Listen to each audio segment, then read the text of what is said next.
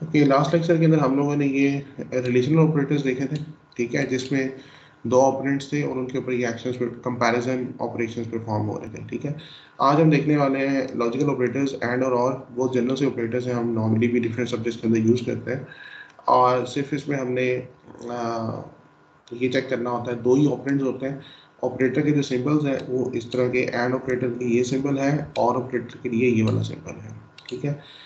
दोनों ऑपरेटर्स जो हैं वो रिलेशनल ऑपरेटर्स की तरह हमें ट्रू या फॉल्स वैल्यू रिटर्न करेंगे, ठीक है। जैसे हमने बाकी ऑपरेटर्स भी देखे थे, फॉर इंस्टेंस इंक्रीमेंट ऑपरेटर है तो ये किसी नंबर पे ही अप्लाई होगा और रिटर्न में हमें नंबर ही रिटर्न करेंगे, ठीक है।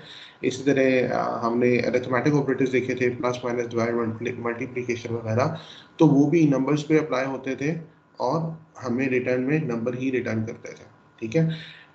फिर हमने रिलेशनल ऑपरेटर देखे जो कोई से भी दो ऑपरेटर्स पे अप्लाई हो जाते हैं, ठीक है, और ये चेक करते हैं कि उन दोनों जो ऑपरेंड्स हैं, जो दो ऑपरेंड्स हैं, उनकी वैल्यू जो है वो आपस में कंपेयर करके रिटर्न में हमें बूलियन वैल्यू रिटर्न करते हैं, या ट्रू या फॉल्स, ठीक है। ऑब्वियसली ये भी नंबर ऑपरेटर्स पे अप्लाई हो रहे हैं। यहाँ पे ये जो लॉजिकल ऑपरेटर्स हैं, इनके जो रिस्पॉन्स में वैल्यू आने वाली है वो बूलियन वैल्यू है, और वो किस बेसिस पे आएगी, जो दोनों ऑपरेंड्स हैं उनकी वैल्यूज को चेक किया जाएगा, ठीक है। और अगर दोनों ऑपरेंड्स की जो वैल्यूज हैं वो ट्रू दी वैल्यूज हैं, तो एंड ऑपरेटर की बात कर रहा हूँ, तो हमें ट्रू रिटर्न होगा, ठीक है। यहाँ पर मैंने अभी जब स्क्रीन नहीं आ रही थी तो मैंने यहाँ पे एक एग्जांपल लिखी है। हमारे पास एक्स और वाई दो वेरिएबल्स हैं और मैं रिजल्ट के अंदर एक्स एंड वाई की वैल्यू ले रहा हूँ, ठीक है। तो अब प्रोग्राम क्या करेगा, एक्स की वैल्यू चेक करेगा और फिर वाई की वैल्यू चेक करेगा, और एक्स की वैल्यू उसको ट्रू दी वैल्यू मिलेगी, वाई की वैल्यू उसको फॉल्स दी वैल्यू मिलेगी क्योंकि जीरो है ये, ठीक है। तो एंड ऑपरेटर के लिए ज़रूरी है कि दोनों के दोनों ऑपरेंड्स जो है वो ट्रू दी हो, ठीक है, उनकी वैल्यू ट्रू हो, तो इसकी आउटपुट में हमें ज़ीरो मिलेगा। इसको रन करके देख लेते हैं एक दफ़ा, ये देखेंगे आउटपुट में ज़ीरो आ गया। क्यों, वाई की वैल्यू ज़ीरो थी, एक्स की वैल्यू तो नंबर है, जीरो के अलावा कोई भी नंबर हो तो उसको ट्रू ही कंसीडर किया जाता है, इसलिए एक्स की वैल्यू तो ठीक है, वाई की वैल्यू जीरो आ रही है, रिजल्ट में जीरो आ गया। अगर मैं यहाँ पे एक्स की वैल्यू कुछ भी कर देता हूँ, 10 20 30 कुछ भी, एनीथिंग अदर देन ज़ीरो, तो उसका मतलब ये भी ट्रू हो जाएगा। और अब अगर इसको मैं एग्जीक्यूट करूँगा तो अब जो एंड ऑपरेटर है उसकी वैल्यू मुझे यहाँ पे 1 मिलना शुरू हो जाती है, यानी एक्स एंड वाई उसने दोनों को चेक किया, दोनों के अंदर उसको ट्रू वैल्यू मिली, तो उसने आउटपुट के अंदर 1 प्लेस कर दिया, ठीक है जी। अगेन आपने रूल जो है वो याद रखने कि इस स्टेटमेंट के अंदर मेरे पास दो ऑपरेटर्स थे, असाइनमेंट ऑपरेटर की प्रेसिडेंस कम थी, इसलिए पहले ये वाला ऑपरेटर एग्जीक्यूट हुआ, इसने लेफ्ट और राइट वाले जो ऑपरेंड्स थे उन पे ऑपरेशन परफॉर्म किया, जो रिजल्ट आया फिर असाइनमेंट ऑपरेटर ने रिजल्ट वेरिएबल के अंदर प्लेस कर दिया, ठीक है। अच्छा, जो और ऑपरेटर है वो इससे थोड़ा सा डिफरेंट है, ठीक है। अगर दोनों ऑपरेंड में से एक भी ऑपरेंड ट्रू होता है, ठीक है, तो ये रिस्पॉन्स में ट्रू रिटर्न कर देता है, ठीक है। अदरवाइज ये फॉल्स रिटर्न करता है। जैसे मैंने लिखा ना, both operand should have a true the value, ठीक है। ये वैसे लिखा है कि to have a true result, ठीक है। इसको अगर यानी कर लें, if both operands have to the value, it will return true, otherwise it will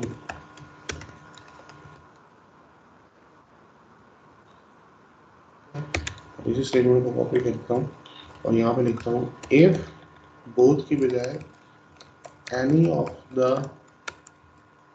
operands, अगर किसी एक भी ऑपरेंड की value as a true value, it will return true, otherwise it will return false, ठीक है। अच्छा, इसको मैं यूँ भी ज़्यादा अगर बेहतर लिखूँ, if any of the operand has a true value to return false, otherwise, ठीक है। अच्छा, अब इसको यहाँ पे देख लेते हैं, यानी कि अगर मैं एंड की जगह इसको और ऑपरेटर कर देता हूँ, ठीक है। अभी जो दोनों की वैल्यू ट्रू है, जबकि और ऑपरेटर को ट्रू रिटर्न करने के लिए सिर्फ एक वैल्यू ट्रू चाहिए होती है, ठीक है। तो मैं इसको एग्जीक्यूट करता हूँ तो मेरे पास रिस्पॉन्स में 1 ही आएगा, ठीक है, क्योंकि दोनों की वैल्यू ट्रू है। एंड के केस में दोनों की वैल्यू ट्रू होनी मस्ट है, ठीक है। और अब यहाँ पे अगर मैं एक की वैल्यू फॉल्स भी कर देता हूँ तो कोई फर्क नहीं पड़ने वाला, क्योंकि और ऑपरेटर को क्या चाहिए, किसी एक की वैल्यू ट्रू चाहिए। तो अब यहाँ पे अगर मैं देखता हूँ तो फिर भी रिटर्न क्या आता है, 1 ही आता है। हाँ, अगर दोनों की वैल्यू फॉल्स हो जाती है, दोनों की वैल्यू 0 0 हो जाती है, तो अब जब मैं इसको एग्जीक्यूट करूँगा तो अब यहाँ पे मुझे रिजल्ट में 0 दिखेगा, ठीक है। तो एंड और ऑपरेटर के अंदर माइनस का डिफरेंस है। इसके लिए ट्रू वैल्यू कब आती है, जब सारे ऑपरेंड्स, ऑपरेंड दो ही होते हैं ऑब्वियसली, जब भी मैं सारे बोलता हूँ तो मतलब दोनों ऑपरेंड की वैल्यूज अगर ट्रू हैं तो ही ट्रू आएगा, बाकी सारी कंडीशंस के लिए फॉल्स आएगा, ठीक है। अच्छा, कंडीशंस बन के सकती हैं, यहाँ पे मैं राइट डाउन करने की अगर कोशिश करूँ, जो पॉसिबल सिनेरियोज हैं वो क्या है। मेरे पास दो फ्रेंड्स है ना, जैसे मैंने एक्स और वाई लिया था, ठीक है। तो x की वैल्यू भी 0 हो, y की भी 0 हो, ठीक है। और यहाँ पे रिजल्ट इसका, ठीक है, x और y दोनों की वैल्यू अगर 0 है तो रिजल्ट में क्या आने वाला है, 0, ठीक है। फिर क्या पॉसिबल वैल्यू है, 0 और y को 1 कर देता हूँ, पहले सारी पॉसिबल वैल्यू देता हूँ, ठीक है। फिर 1 x को 0 करता हूँ, y को x को 1 करता हूँ, y को 0 कर देता हूँ, और लास्टली दोनों को 1 कर देता हूँ, ठीक है। तो अगर आप देखें इन तीनों सिनेरियोज के अंदर, ठीक है, ये फॉल्स रिटर्न करने वाला है, क्योंकि हमने ऑलरेडी डिफिनेशन में देख लिया कि एंड ऑपरेटर सिर्फ उसी वक्त 1 रिटर्न करेगा जब दोनों ऑपरेंड्स की वैल्यू ट्रू दी होगी, ठीक है। तो इस केस में 1 रिटर्न करेगा, इसमें 0 रिटर्न करेगा क्योंकि y 0 है, इसमें भी 0 रिटर्न करेगा क्योंकि x 0 है, और इसमें तो 0 रिटर्न करेगा ही करेगा क्योंकि दोनों के दोनों ऑपरेंड्स की वैल्यू 0 है, ठीक है। तो यही चार हमारे पास पॉसिबल सिनेरियोज हैं, और तो पॉसिबल सिनेरियो हो ही नहीं सकता ना, या दोनों 0 होंगे x और y, या दोनों 1 होंगे, या एक 0 होगा एक 1 होगा, ठीक है। ऑर्डर बिल्कुल मैटर नहीं करता, ये नहीं x 0 है y 1 है तब भी 0 आएगा, y 1 है x 0 है, ठीक है, तब भी रिजल्ट 0 ही आने वाला है, ठीक है। तो ये पॉसिबल सिनेरियोज हैं एंड ऑपरेटर के लिए। इसी तरह अगर मैं और ऑपरेटर की बात करता हूँ तो इस केस में भी पॉसिबल सिनेरियोज यही होने वाले हैं, ठीक है, क्योंकि ऑपरेंड्स दो ही हैं इसके अंदर भी, और दोनों ऑपरेंड्स, यहाँ पे मैंने जो 0 1 लिखा है इससे कतन मुराद 0 1 या ट्रू फॉल्स नहीं है। आपने माइंड में रखना है कि इससे मुराद कोई भी ट्रू दी वैल्यू हो सकती है, यानी कि अगर x की वैल्यू 0 है, y की वैल्यू फॉर इंस्टेंस 41 है, तो कोई इशू नहीं है, तब भी रिस्पॉन्स में 0 ही आएगा, ठीक है। या लेट्स सपोज यहाँ पे x की वैल्यू 1 है, y की वैल्यू कुछ भी लेट्स सपोज 200 है, तो ये एक टू दी वैल्यू है, ठीक है। तो ये भी टू दी वैल्यू है, ये भी टू दी वैल्यू है, रिस्पॉन्स में 1 ही आने वाला है, ठीक है। तो ये अंडरस्टैंडिंग के लिए ज़रा इजी रहता है, 1 से हमें आइडिया हो जाता है कि ये ट्रू वैल्यू है, इसलिए इसको लिख देते हैं, ठीक है। फाइनली जो और ऑपरेटर है इसका सिनेरियो हमें पता है कि ये एक भी ऑपरेंड की वैल्यू अगर ट्रू हो जाएगी तो ये रिस्पॉन्स में ट्रू रिटर्न करने वाला है, यानी कि ये जो पहला सिनेरियो है इसमें दोनों ऑपरेंड की वैल्यू 0 है तो रिजल्ट में 0 आ गया, ठीक है। उसके बाद अगर आप देखें तो इसमें एक ऑपरेंड की वैल्यू 1 है y की, तो 1 आ जाएगा। इसमें भी एक ऑपरेंड की वैल्यू 1 है तो रिजल्ट में 1 आ जाएगा। इसमें भी एक ऑपरेंड बल्कि दोनों की वैल्यू 1 है तो रिस्पॉन्स में 1 आ जाएगा, ठीक है। तो अगर आप देखें एंड ऑपरेटर के अंदर सभी सिनेरियोज के अंदर 0 आता है, सिर्फ एक सिनेरियो में 1 आता है, और ऑपरेटर में सभी सिनेरियोज में 1 आता है, सिर्फ एक सिनेरियो के अंदर 0 आता है। तो काइंड ऑफ रिवर्स आपको नजर आ रहा होगा, ठीक है। तो बजाय इसके आप ये तीनों सिनेरियोज याद रखें, आप सिर्फ ये वाला एक सिनेरियो याद रखें जो मैंने ऊपर डेफिनेशन में लिख दी है। इसी तरह आप इसमें ये तीनों सिनेरियोज याद रखें तो आप ये एक सिनेरियो याद रख लें, ठीक हो गया। तो एक सिनेरियो क्या है कि और ऑपरेटर तब सिर्फ उस वक्त फॉल्स रिटर्न करेगा जब दोनों ऑपरेंड्स फॉल्स होंगे, ठीक है। या आप इसको यूँ कह सकते हैं कि ये उस वक्त ट्रू रिटर्न करता है अगर कोई एक भी ऑपरेंड ट्रू होता है, ठीक है, वाइस वर्सा। और इस तरह एंड ऑपरेटर के अंदर दोनों ऑपरेटर्स जो हैं वो ट्रू होंगे तो ट्रू रिटर्न करेगा, एल्स सभी सिनेरियो के लिए 0 रिटर्न करेगा, ठीक है। तो होपफुली समझ आ गया। यहाँ मैंने एग्जांपल भी दे दी है कि अगर मैं x और y करता हूँ तो रिजल्ट में इन दोनों ऑपरेंड्स को देख के मेरे पास रिजल्ट आ जाएगा जो मैं स्क्रीन पे प्रिंट कर रहा हूँ। ठीक हो गया। अच्छा जी, अब हमारे पास ऑलमोस्ट काम करने के लिए काफ़ी सारे ऑपरेटर्स रेडी हो गए हैं और अब हम इनको यूटिलाइज करके छोटे छोटे प्रोग्राम बनाना स्टार्ट कर देते हैं। ठीक है। अच्छा जी, तो अभी जो ऑपरेटर्स हमने किए हैं, लॉजिकल ऑपरेटर और कंपैरिजन ऑपरेटर्स, इनकी बेसिस पे एक्चुअली हम अपने कोड की एग्जीक्यूशन को कंट्रोल करते हैं। ठीक है, एग्जीक्यूशन को कंट्रोल करने से क्या मुराद है, अभी मैं ऊपर दिखाता हूँ डायरेक्टली कोड लिख के। ठीक है,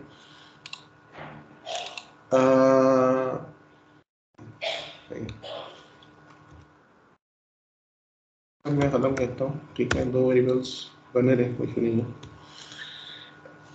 हमने स्टार्ट में बात की थी कि ये जो प्रोग्राम का पूरा पोर्शन है और ये जो नीचे वाला पोर्शन है इसको हमने इग्नोर किया था, ये वाला। ठीक है, तो अभी इसमें से एक चीज़ समझने का टाइम आ गया, वो है ये कर्ली ब्रैकेट्स। ठीक है, ये जो कर्ली ब्रैकेट्स हैं इनको हम बोलते हैं कोड ब्लॉक। ठीक है, कोड ब्लॉक इस तरह से कि जो भी हम सी लैंग्वेज के अंदर कोड लिखते हैं, ठीक है, जहाँ पर भी आपको कर्ली ब्रैकेट्स नजर आए तो इट मीन्स वो एक ग्रुप ऑफ कोड है और उसके ऊपर आप कोई भी एक्शन जो परफॉर्म करते हैं वो कलेक्टिवली परफॉर्म कर सकते हैं। फॉर इंस्टेंस मेरे पास ये 2 वेरिएबल्स हैं एक्स और वाई। ठीक है, अगर इस पर मैंने कोई भी एक सिमिलर एक्शन परफॉर्म करना है, ठीक है, तो मैं क्या कर सकता हूँ, इसको एक कोड ब्लॉक के अंदर ऐड कर सकता हूँ और फिर इंस्टेड के मैं इन दोनों पे अलग-अलग एक्शन परफॉर्म करूँ, मैं कोड ब्लॉक पे डायरेक्टली एक्शन परफॉर्म कर सकता हूँ। मिसाल के तौर पे अगर मैं इसको यूँ कर दूँ, ये ब्रैकेट्स लगा दी और ये कोड यहाँ से यहाँ पे प्लेस कर दिया। ठीक है, तो अब मेरे पास ये एक मेन कोड ब्लॉक है। ठीक है, और उसके बाद ये एक इनर कोड ब्लॉक है। ठीक है, एक चीज़ और यहाँ पे ऐड करें कि जब भी हम कोई एक्शन परफॉर्म कर रहे होते हैं उसमें से कुछ एक्शन ऐसे होते हैं जो हम अगर किसी पेरेंट कोड ब्लॉक पे अप्लाई करते हैं, जैसा कि ये 5 से लेके 14 तक एक कोड ब्लॉक चल रहा है, अगर मैं पेरेंट पे कोई एक्शन परफॉर्म करता हूँ, नॉट ऑल, कुछ एक्शन ऐसे होंगे जो इनहेरिट होकर जो child code block, children code blocks होंगे उन पे भी अप्लाई हो जाएंगे। ठीक है, या इनको हम नेस्टेड कोड ब्लॉक्स भी कहते हैं। तो इस सिनेरियो में ये जो कोड ब्लॉक है 5 से लेके 14 तक जो चल रहा है ये पेरेंट कोड ब्लॉक कहलाएगा और ये वाला जो कोड ब्लॉक है जो लाइन नंबर 6 से 7 तक चल रहा है इसको मैं चाइल्ड कोड ब्लॉक बोलूँगा। अच्छा, ये एक से ज़्यादा भी हो सकते हैं। फॉर इंस्टेंस मैं यहाँ से लेकर यहाँ पे ब्रैकेट्स लगाता हूँ, कोई मसला नहीं है, इसके अंदर ब्रैकेट्स लगाता हूँ तब भी कोई मसला नहीं है, इसके अंदर फिर से लगाता हूँ तब भी कोई मसला नहीं है। ठीक है, जितने मैं लेवल्स बनाना चाहूँ आई कैन क्रिएट दैट। सिर्फ आपको हायरार्की याद रखनी है, ये पेरेंट कोड ब्लॉक है, ये इसका चाइल्ड है। ठीक है, अच्छा अगर ये देखें तो इस कोड ब्लॉक का लाइन नंबर 6 से 9 तक जो कोड ब्लॉक है और लाइन नंबर 11 से 18 तक जो कोड ब्लॉक है इसका लेवल सेम है। ठीक है, तो इस तरह के जो कोड ब्लॉक्स होते हैं इनको हम सिबलिंग कोड ब्लॉक बोलते हैं। ठीक है, सिबलिंग कोड ब्लॉक यानी जैसे बहन भाई होते हैं उनका लेवल सेम होता है, तो पेरेंट चाइल्ड सिबलिंग। ठीक है, और ये जो कोड ब्लॉक है ये इसके लिए चाइल्ड कोड ब्लॉक है और ये वाला जो कोड ब्लॉक है ये इसके लिए चाइल्ड कोड ब्लॉक है। ठीक है, तो हमारे पास nested level of code blocks हो सकते हैं। ठीक है, अब इन कोड ब्लॉक्स के ऊपर हम किस तरह से एक्शंस परफॉर्म कर सकते हैं वो हम वन बाय वन देखेंगे। ठीक है, यहाँ पे एक एक्शन आपको कोड ब्लॉक जो 5 से 22 तक नजर आ रहा है, ये वाला जो कोड ब्लॉक है इसके ऊपर एक एक्शन ऑलरेडी परफॉर्म हो रहा है जो इससे पहले वाली लाइन डिसाइड करती है। ठीक है, तो अभी हम इसको नहीं स्टडी करेंगे, जैसे हमने पहले इसको इग्नोर किया था अभी भी हम इसको इग्नोर करेंगे, बट अभी के लिए आप नॉलेज में ये ऐड कर लें कि ये कोड ब्लॉक एक्चुअली कोई सर्टेन एक्शन डिसाइड करता है जो इस कोड ब्लॉक पे अप्लाई होने वाला है। ठीक हो गया, हम अभी कोई दूसरा एक्शन परफॉर्म करके देखने वाले हैं, उसके बाद हम इसको भी जब आगे बढ़ेंगे तो देखेंगे ये क्या काम कर रहा है। ठीक है, अच्छा एक चीज़ यहाँ पे मज़ीद नोट कर लें, कुछ लोगों ने जब असाइनमेंट्स बनाई हैं तो आई नोटिस कि ये जो इंडेंटेशन है इसको प्रॉपर फॉलो नहीं किया। ठीक है, हमने बहुत स्टार्ट में देख लिया था कि C++ के अंदर जो वाइट स्पेसिंग है उसको कंपाइलर इग्नोर करता है, कोई मसला नहीं है, आप वाइट स्पेसेस डालें या ना डालें। मिसाल के तौर पे मैंने ये इंट x पे x के बाद देखे मैंने यहाँ पे स्पेस दी है, ठीक है। अच्छा, कुछ जगहों पे तो हमने डिस्कस कर लिया था, वाइट स्पेस इंपॉर्टेंट है, मैं दोबारा से वहां नहीं जाऊंगा, सिर्फ रिमाइंड कराऊंगा। अगर मैं इंट और एक्स के बीच में स्पेस नहीं देता हूँ तो कंपाइलर को पता नहीं चलेगा कि ये एक कीवर्ड है या नहीं है। इंट कीवर्ड है, स्पेस देंगे तभी पता चलेगा। ठीक हो गया। तो ये वाली स्पेस तो जरूरी है। उसके अलावा ये जो स्पेस है ये इंपॉर्टेंट नहीं है, ये स्पेस इंपॉर्टेंट नहीं है। ठीक है। उसके बाद ये जो इतनी सारी स्पेस देके मैं यहाँ पे नेक्स्ट लाइन के अंदर आएंगे बिल्कुल इंपॉर्टेंट नहीं है। ठीक है। कंपाइलर इसको वैसे इग्नोर करने वाला है, मैं पूरा प्रोग्राम भी लिख सकता हूँ। ठीक है। अगर मैं इस पूरे प्रोग्राम को एक लाइन में लिखना चाहूँ, ये वाली ब्रैकेट्स अभी के लिए, चलो ये ब्रैकेट्स लगी भी रहे, ठीक है, मैं अगर इस पूरे प्रोग्राम को यूं लिखना चाहूँ तो I can do that, compiler को कोई इतराज नहीं है। ठीक है।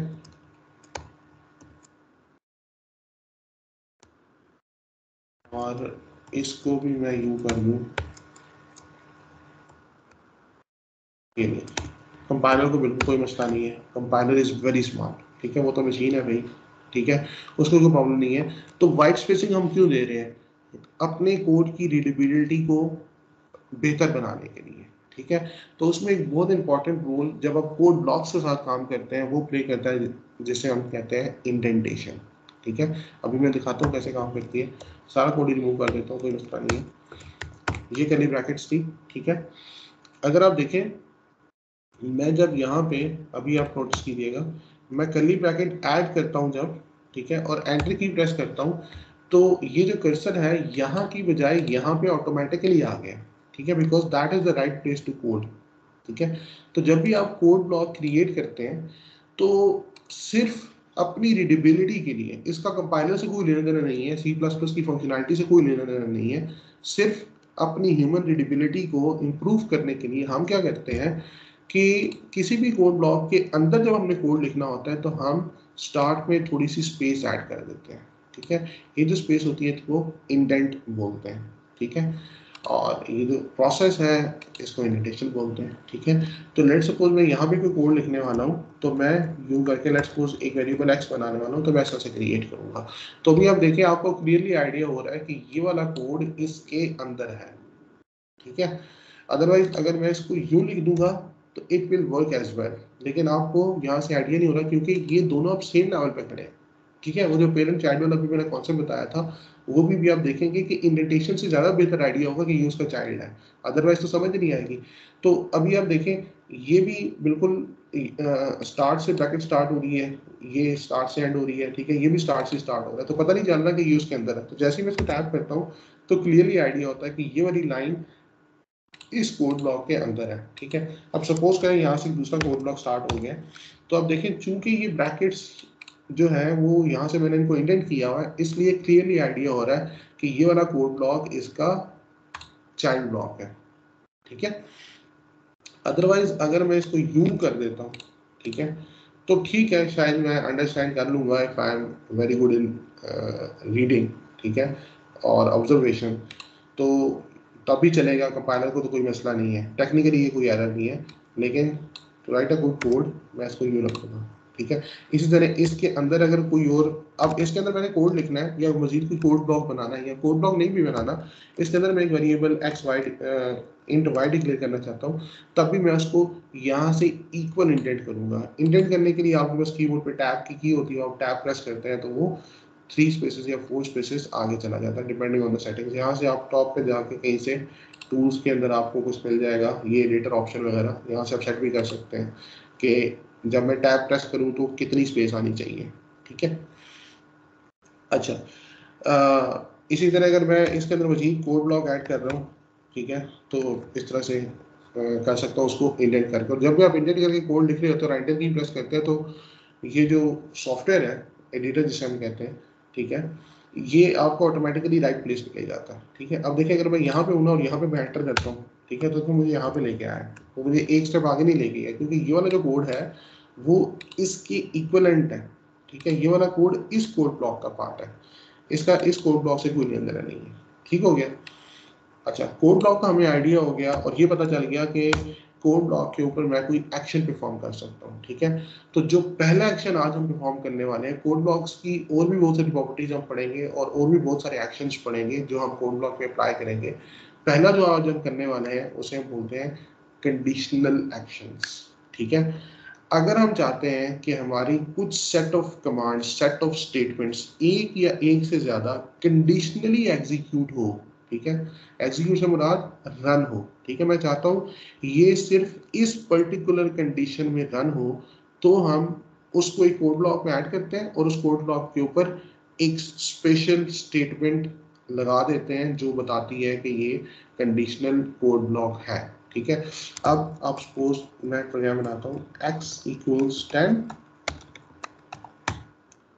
y इक्वल्स 20, ठीक है। अब मैं यहाँ पे कोड ब्लॉक बनाता हूँ और यहाँ पे लिखना चाहता हूँ सी आउट, ठीक है,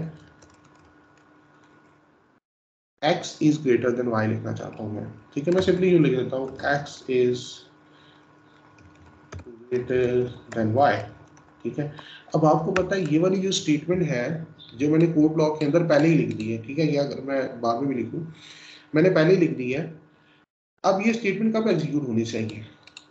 अगर x की वैल्यू वाकई जो है वो y से ग्रेटर हो, ठीक है।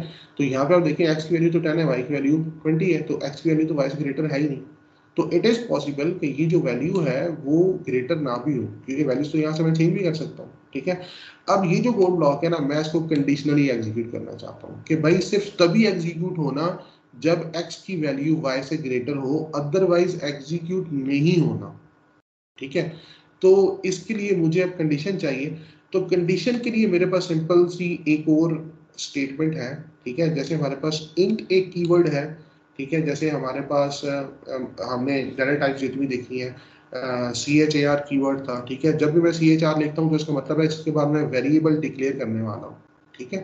तो ये जो INT है ये एक स्पेशल क्या है, कीवर्ड है जो मुझे बताता है कि इसके बाद ये होने वाला है। इसी तरह हमारे पास एक स्पेशल कीवर्ड है जिसको बोलते हैं इफ, ठीक है। जब भी मैं इफ लिखता हूँ, कंपाइलर को ये पता चल जाता है कि इस इफ के बाद मैं कोई कंडीशनल कोड ब्लॉक देने वाला हूँ, ठीक है। और उस कोड ब्लॉक को एग्जीक्यूट कब करना है, जब इस इफ के बाद ये जो ब्रैकेट्स हैं इनके अंदर जो वैल्यू है वो अगर ट्रू है या ट्रू दी वैल्यू है तो इस कोड ब्लॉक को एग्जीक्यूट कर देना है, अगर वो फॉल्सी वैल्यू है तो कोड ब्लॉक को एग्जीक्यूट नहीं करना है। मिसाल के तौर पे ट्रू दी और फॉल्सी वैल्यू क्या हो सकती है, ऑब्वियसली 0 या 1, ठीक हो गया। अभी मैं बताऊंगा कि इस एग्जांपल को मैं इस एक्स और वाई के साथ कैसे यूटिलाइज करूंगा। अभी के लिए कि मैं जब भी इफ लिखता हूं उसके बाद ये ब्रैकेट्स लगाना मस्ट है, ये अगेन जो सिंटेक्स है उसका पार्ट है, रूल्स हैं, ये इसकी ग्रामर है कि जब भी मैंने इफ लिखना है उसके बाद मैंने एक स्मॉल ब्रैकेट एक क्लोजिंग ब्रैकेट लगानी है और इसके अंदर मुझे एक वैल्यू पास करनी है, ठीक है। मैं इसको अगेन रीडेबिलिटी के लिए स्पेस यहाँ पे दे देता हूँ, ठीक है। अब देखिए इसके अंदर मैंने ट्रू वैल्यू पास कर दिया तो इट मींस ये एग्जीक्यूट होगा, यानी कि इसके बाद इस इफ स्टेटमेंट के बाद ये जो कोड ब्लॉक है ये तब एग्जीक्यूट होगा जब यहाँ पे उसको 1 मिलेगा, और अगर यहाँ पे उसको 0 मिला तो ये एग्जीक्यूट नहीं होगा। दैट्स इट, सिंपल सा इसका रूल है, ठीक है। तो आज हमने एक एडिशनल स्टेटमेंट पढ़ ली है जिसे हम इफ स्टेटमेंट बोलते हैं। इसको एग्जीक्यूट करके देते हैं, मैंने इसको भी 0 किया है, अगर ये एग्जीक्यूट होगा तो ये स्टेटमेंट मुझे आउटपुट में दिखेगी, अगर नहीं एग्जीक्यूट होगा तो नहीं दिखेगी। F11 करते हैं कंपाइल एंड रन के लिए, ठीक है। तो आप स्क्रीन पे देखें जो आउटपुट आई है वो एम्प्टी है। इसका मतलब क्या है कि ये जो इफ स्टेटमेंट थी इसने इस कोड ब्लॉक को एग्जीक्यूट नहीं किया, ठीक है। अच्छा, अब मैं चाहता हूं कि ये एग्जीक्यूट हो तो मुझे क्या करना है, इसको सिंपली बंद कर देना है। दोबारा से एग्जीक्यूट करता हूं तो अगर स्क्रीन पे आउटपुट देखें तो लिखा हुआ आ गया कि x is greater than y, ठीक है। तो अब हमें प्रॉपरली समझ आ गया कि इस इफ स्टेटमेंट के अंदर यहाँ पे अगर मैं ट्रू वैल्यू देता हूँ तो नेक्स्ट जो अवेलेबल कोड ब्लॉक है वो एग्जीक्यूट हो जाएगा, अगर मैं 0 देता हूँ तो next available code block execute नहीं होगा, दरमियान में कोई साइंस नहीं है, ठीक है। अब ये आपने खुद से इस टूल को यूटिलाइज करना है, ठीक है, टू क्रिएट मीनिंगफुल आउटपुट्स, ठीक है। अब मुझे क्या चाहिए, ये स्टेटमेंट तब एग्जीक्यूट हो जब x वाकई ही जो है वो ग्रेटर हो y से। तो उसके लिए हमें पता है हमने नीचे काफी सारे ऑपरेटर्स पढ़े हैं, हम कोई भी ऑपरेटर यूटिलाइज कर सकते हैं, ठीक है। तो अब यहाँ पे मैंने ग्रेटर लेस देन वाली कंडीशन अप्लाई करनी है, यानी चेक करना है, तो मेरे पास यहाँ पे रिलेशनल ऑपरेटर्स मौजूद है, इनकी मदद से मैं कर सकता हूँ। तो मैं क्या करूंगा, सबसे पहले तो उसको कंपेयर करूंगा और उसके बाद जो भी रिजल्ट होगा, आंसर होगा, उसके वेरिएबल के अंदर स्टोर करूंगा, ठीक है। तो मैं लिखूंगा इंट करके, या बुलियन भी कर सकता हूँ, ठीक है, boolean result equals to x greater than y, ठीक है।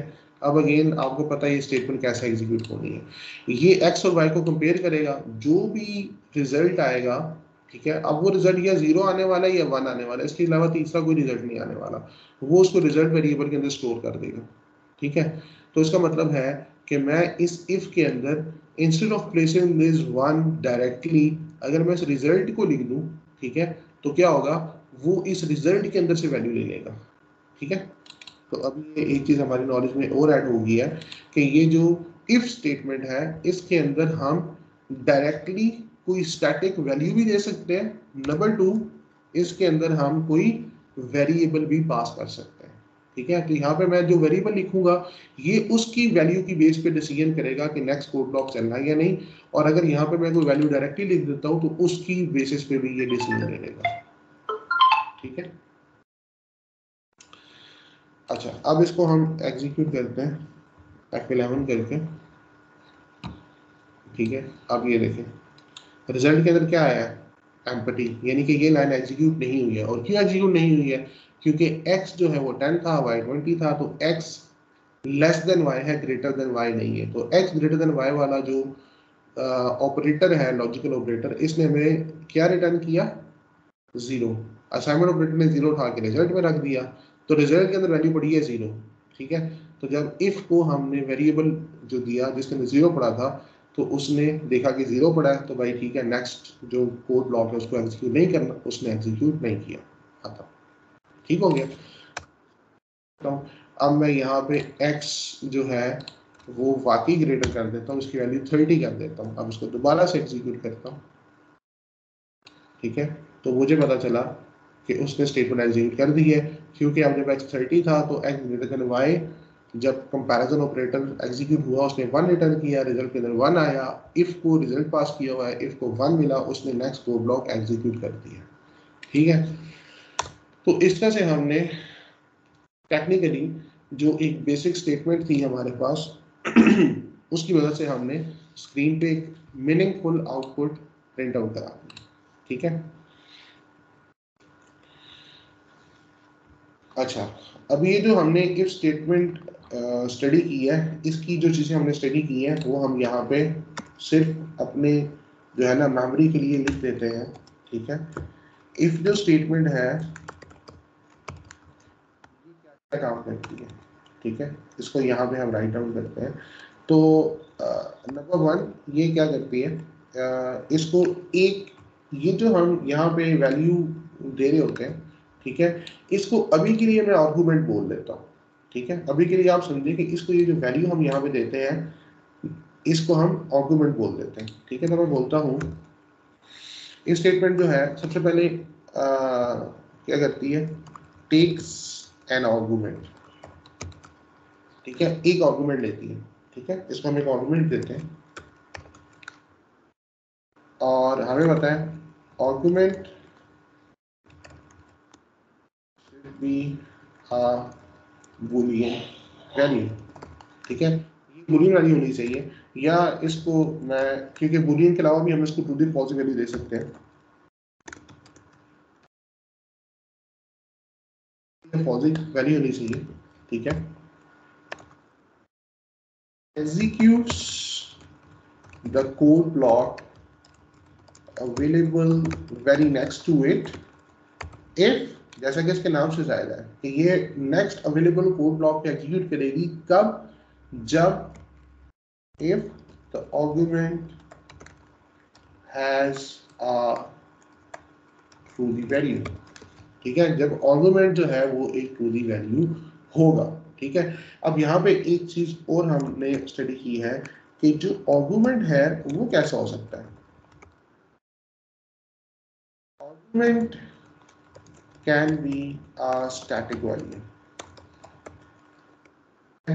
अभी तक हमने ये स्टडी किया है। Number 2, argument can be a variable, ठीक है, और यहाँ पे हम एक चीज और ऐड कर लेंगे, value will be extracted from argument to be realized by if statement, ठीक है।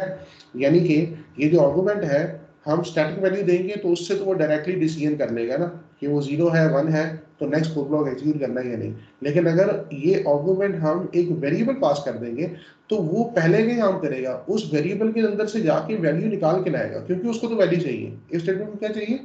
वैल्यू चाहिए। तो वो उसके अंदर जाएगा, उसके अंदर से वैल्यू निकाल के लाएगा और फिर उस वैल्यू की बेस पर डिसीजन करेगा, ठीक है। तो अभी तक के लिए ये जो आर्गुमेंट है, इसके अंदर हमने दो चीजें पास कर दी है, एक स्टैटिक वैल्यू और एक वेरिएबल, ठीक हो गया। अच्छा,